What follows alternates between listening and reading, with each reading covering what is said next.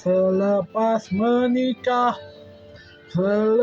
menikah tidak fikir macam-macam, mengira beri makan, beri rumah sudah cukup. Tapi fikiran itu salah selepas menikah. Hoi, hoi, hoi, menyesat sudah. Menikah itu memang katanya.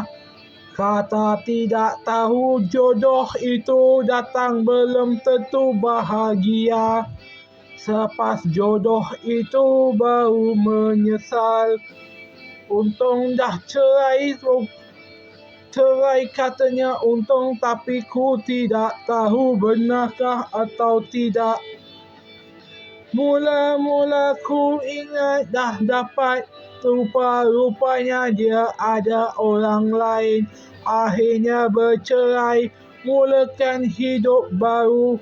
Kumpulkan api yang mula mencari kerja.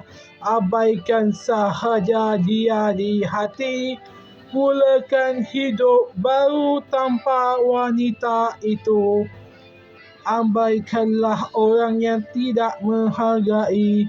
Yang menghargailah diri sendiri atau bekerja keras untuk berjaya.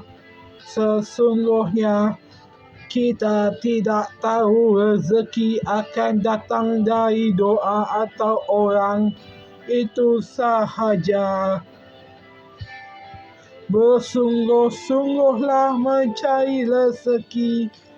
Harap itu tak terjadi lagi. Harap itu tidak terjadi lagi.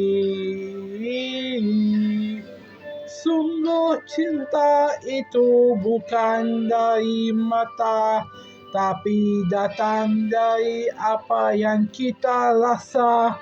Sungguh harus berfikiran terbuka.